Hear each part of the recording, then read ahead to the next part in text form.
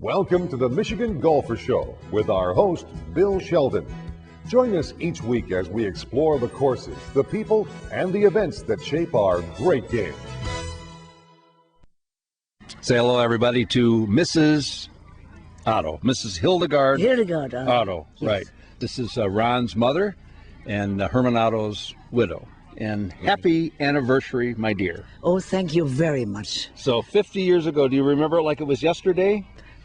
Not quite. No? Not quite. But it's been nice all along. And I always like to come here to the club and to the golf course. How long did it used to take you to get back in 1951 when you and Herman and the kids piled in the family van and drove up here? How long did it take? Oh, 4 hours. 4 hours? 4 hours, yes. Uh-huh. Oh, if you want to know, when we came here and they were, farmers know, somebody was doing something with a machine. And I asked my husband, what are they doing here? And he says, well, I think they're making a golf course. I said, now who would be that crazy to make a golf course up north in this neighborhood? And he said, you're an old man. Well, Mom, too, don't you think that if you look around here and back of us, all these trees, and you have to keep in mind, in 1951, yes. Just before it, this was a wheat field. Right. There wasn't a tree here. And Dad's dedication to reforestry and the environment, he's always been an environmentalist. He just didn't put it on the front of his shirt and say, I'm an environmentalist. He lived it. He lived it to the day he died. Yeah. On my right, ladies and gentlemen, is Ron Otto, and on my left is the general manager of Garland, Barry Owens. 50 years ago today, my friend, back in 1951, I mentioned earlier that in 1951 there were 3 years from Arnold Palmer turning pro. Did you ever think it would ever come to this? Never did I ever think it would come to this.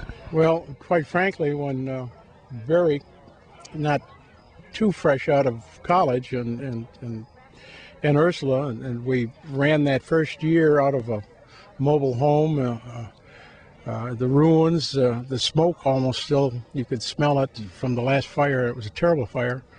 At that point, we really weren't thinking about where it is today.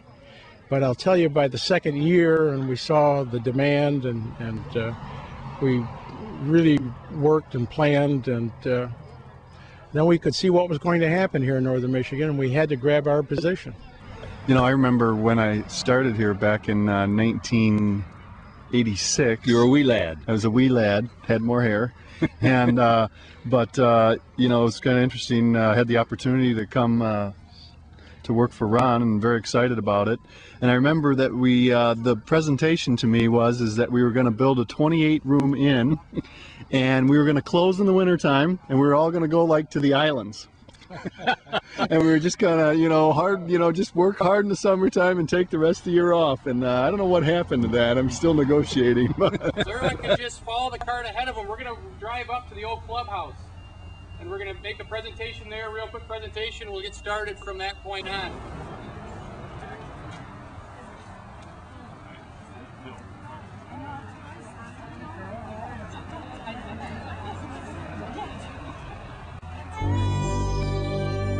Legends beckon me to follow in their steps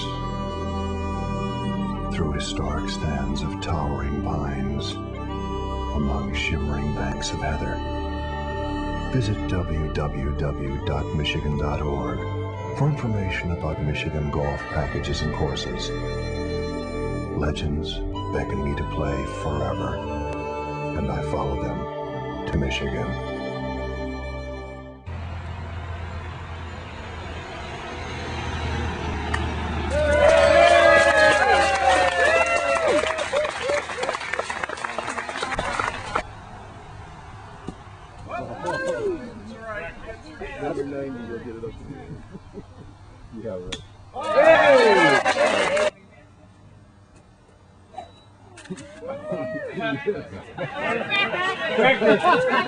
Going 10.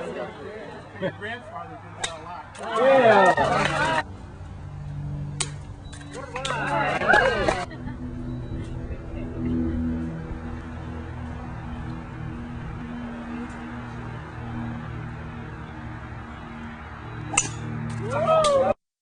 With me now is Dave Longfield, the superintendent of grounds. Is that correct? Close enough, Jim. 22 years, Dave mentioned to me earlier. You've been associated with Garland, the Otto family. Mm-hmm. Yes, I have. Happy anniversary. Right. I remember several years ago when Garland was the host of the Michigan PGA Championship. I remember the executive director at the time, Ken Devine, walked around and he said, I think this is the first time we've ever had a tournament up here where we didn't have any ground under repair. And that's because of this gentleman right here. Right. We had, that was our claim to fame, was no white paint. No white paint. Anywhere.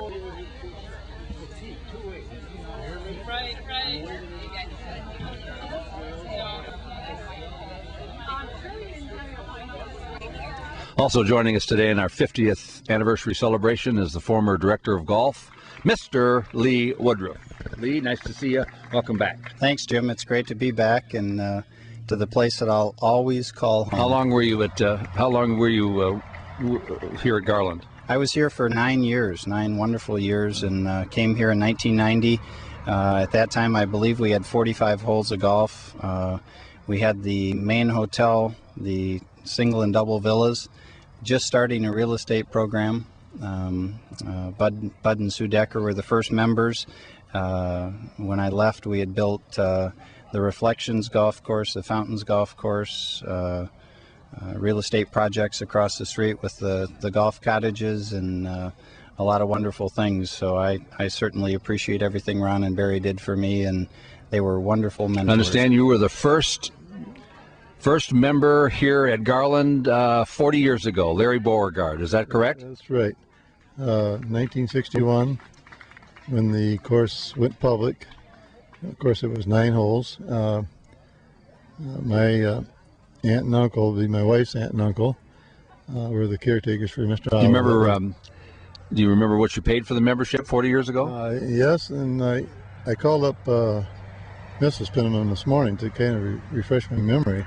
I was thinking it was $100, but she told me it was $75 for the first membership. And with me today is the mayor. This is Mr. Bud Decker, who was, I believe, the first property owner at Garland. Is that not true? That's correct, Jim.